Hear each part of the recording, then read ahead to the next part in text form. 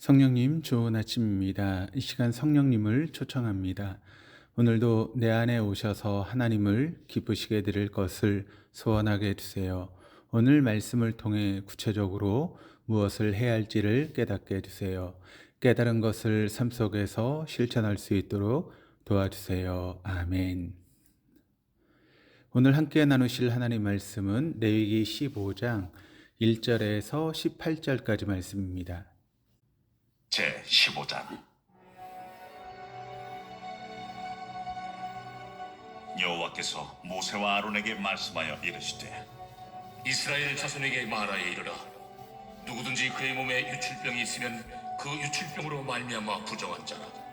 그의 유출병으로 말미암아 부정함이 이러하니 곧 그의 몸에서 흘러나오든지 그의 몸에서 흘러나오는 것이 막혔든지 부정한즉 유출병 있는 자가 눕는 침상은 다 부정하고 그가 앉았던 자리도 다 부정하니 그의 침상에 접촉하는 자는 그의 옷을 빨고 물로 몸을 씻을 것이며 저녁까지 부정하리라. 유출병이 있는 자가 앉았던 자리에 앉는 자는 그의 옷을 빨고 물로 씻을 것이요 저녁까지 부정하리라. 유출병이 있는 자의 몸에 접촉하는 자는 그의 옷을 빨고 물로 몸을 씻을 것이며 저녁까지 부정하리라. 유출병 있는 자가 정한 자에게 침을 뱉으면 정한 자는 그의 옷을 빨고 물로 몸을 씻을 것이며 저녁까지 부정하리라.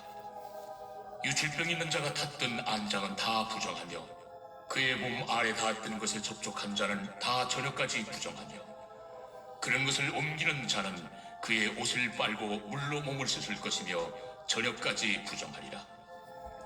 유출병이 있는 자가 물로 그의 손을 씻지 아니하고 아무든지 만지면 그 자는 그의 옷을 빨고 물로 몸을 씻을 것이며 저녁까지 부정하리라. 유출병이 있는 자가 만진 질그릇은 깨뜨리고 나무 그릇은 다 물로 씻을지니라.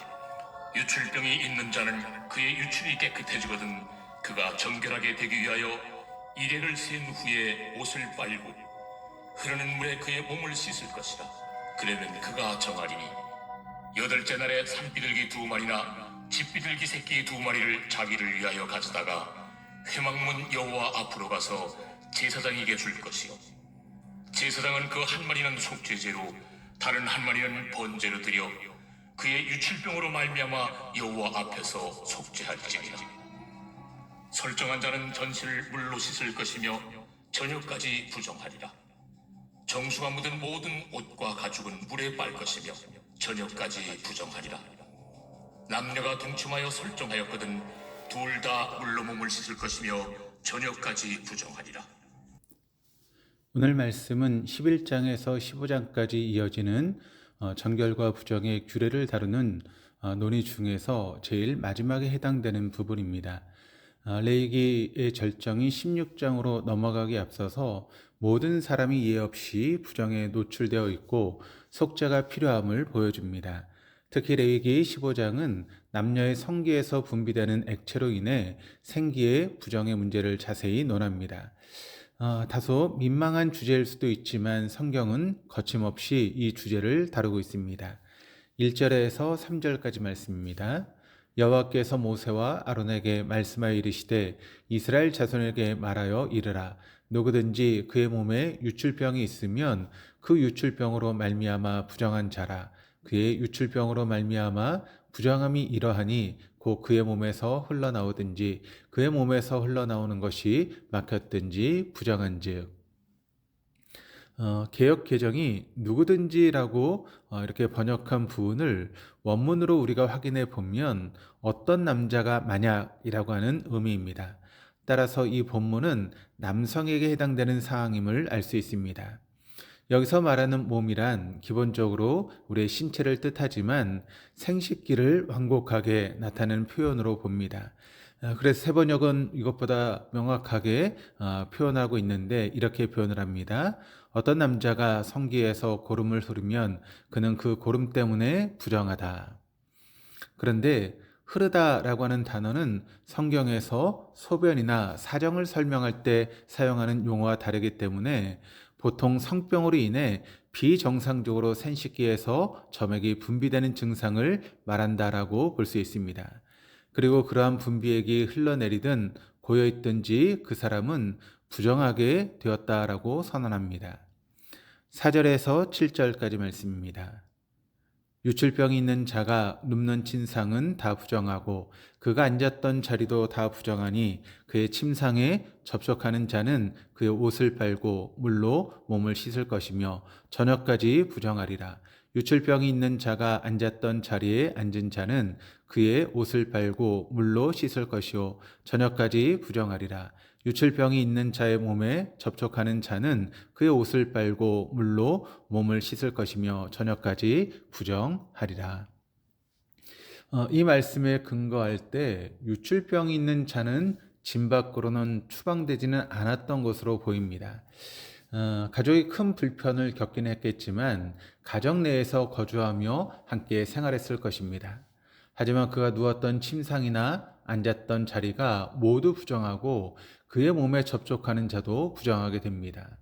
부정하게 된 사람은 옷을 빨고 물로 몸을 씻고 저녁까지 기다려야만 했습니다. 그리고 저녁이 되면 다시 정결하게 되어 일상 활동에 복귀할 수 있었습니다. 특별히 레위기 15장은 침상을 참 많이 언급합니다. 11장의 음식법으로 시작된 정결 예식이 마지막 15장에 와서는 가장 은밀한 부위와 활동인 생식기와 성행위를 다룹니다. 식탁과 침실 두 자리가 가정과 삶에서 가장 중요한 자리이기에 그 두 곳이 정결해야 공동체가 정결할 수 있음을 보여주고 있는 구조입니다. 따라서 오늘 우리 역시 우리의 정결함을 살피며 가정에서의 식습관부터 성생활에 이르기까지 그 면면을 돌아보아야 할 것입니다. 우리의 삶이 철저히 말씀과 예수 그리스도에 근거하고 있는지 아니면 세속적인 가치에 근거하고 있는지 돌아보아야 하겠습니다. 그리고 그러한 세속적인 가치에 휩쓸렸다면 우리의 옷을 빨고 물로 몸을 씻어야 합니다.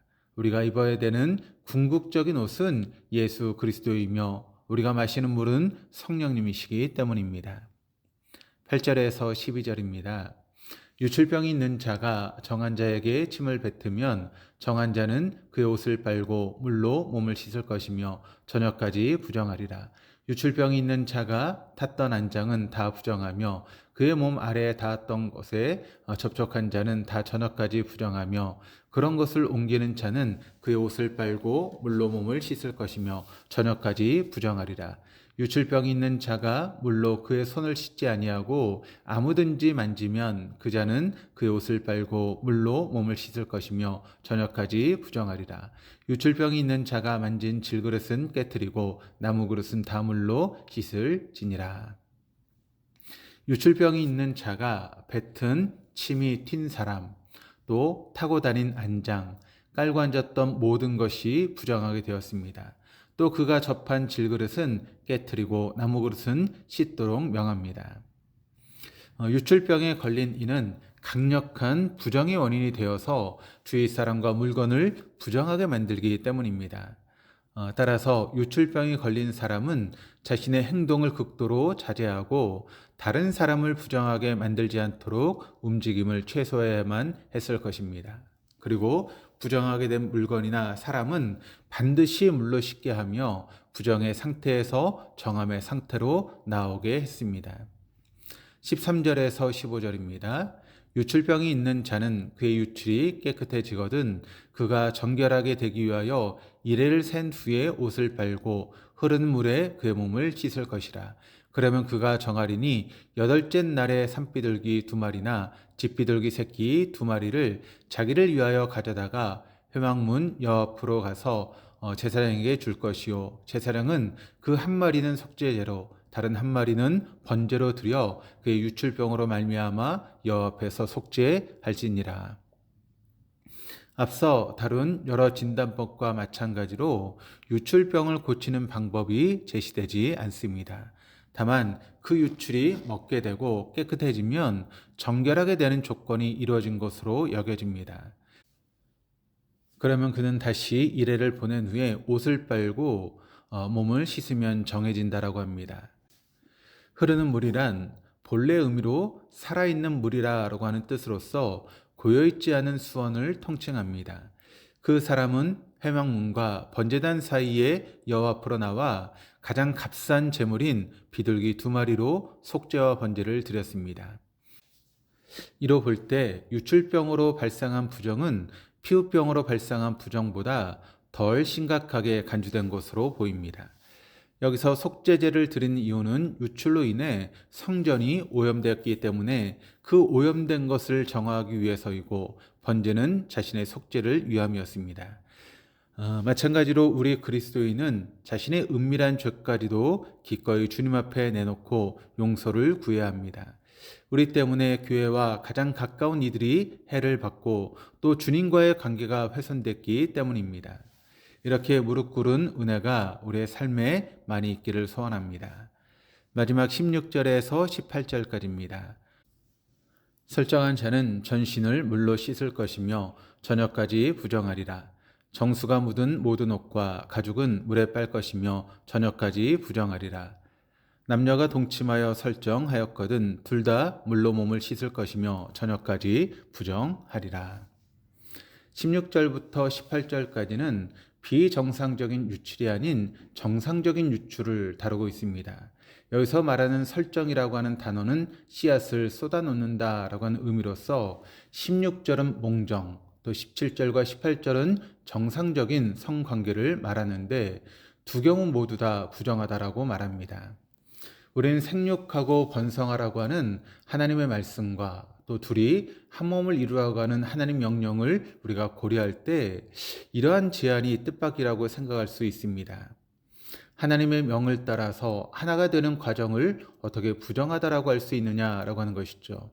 그럼에도 불구하고 이 현상은 일상적이고 건강한 생리 현상이기 때문에 시간이 지나면 정결하게 되도록 규정되어 있다는 점을 우선 인지해야 할 것입니다. 또한 당시 종교제의를 벌이며 성행위를 하던 이방의 풍습과 달리 정상적인 부부의 동침조차 회막에서 거행되는 제사에 참여하지 못할 정도로 엄격하게 금지함으로써 그러한 타락한 이방 의식이 이스라엘에게 영향을 미치지 못하도록 철저하게 막았던 조치로 우리는 볼 수 있을 것입니다. 다만 레위기가 생명과 반대되는 개념이나 현상을 부정으로 정의한다라고 하는 사실을 기억한다면 생명의 결정체인 정액이 몸 밖으로 유출된다라고 하는 것 자체가 죽음을 의미하기 때문에 부정이라 선언된다라고 하는 점을 이해할 수 있습니다. 사람의 생명력은 제한되어 있습니다. 난자는 태어날 때부터 그 수가 정해져 있고 정자도 무한하지는 않습니다. 생명이 담긴 이 액체는 새로운 생명을 창조하지만 생명을 손실하게 만드는 것입니다. 이렇듯 체액은 생명과 죽음의 경계를 모호하게 하는 위험성을 가지고 있기 때문에 제사장은 하나님의 명령으로 그 경계를 지킵니다. 우리에게 기쁨을 주는 쾌락을 무한대로 추구하면 거기에는 만족이 있을 것 같지만 그렇지 않습니다. 타락한 세상은 성행위가 가장 즐거운 스포츠라고 주장하며 어린 시절부터 자유로운 성생활을 권장하기도 합니다. 하지만 과연 그러합니까?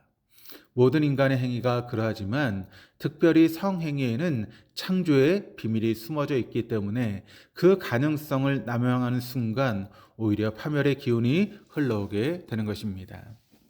성과학을 알게 하는 나무의 열매가 인간의 최대의 가능성인 하나님이 되는 것을 약속하지만 결국 인간을 죽음으로 몰아넣은 것과 같습니다. 그래서 성경은 부부 사이에서만 엄격하게 성행위를 누릴 것을 말합니다. 이러한 권고를 고리타분하게 여기거나 인간을 제한하는 굴레로 여길지 모르지만 결코 그렇지 않습니다. 생명은 죽음을 내포하고 있기 때문에 우린 주어진 삶을 최대한 선용해야 할 것입니다. 오늘도 우리의 가장 비밀스러운 삶의 영역까지도 주님 앞에 무릎을 꿇어 진정한 하나님의 사랑과 존경을 드릴 수 있는 우리 모두가 될 수 있기를 주님의 이름으로 축원합니다. 기도하시겠습니다. 하나님 아버지 감사합니다. 우리의 가장 내밀한 삶까지도 주님께 진정으로 무릎 꿇는 것이 되게 하여 주시옵소서. 이 땅을 볼 때는 만족함도 정결함도 없습니다. 오직 눈을 들어 하나님을 바라보고 교감할 때 우리의 진정한 만족과 정결에 있음을 알고 오늘도 살아내게 하여 주시옵소서. 감사드리며 예수 그리스도 이름으로 기도합니다. 아멘.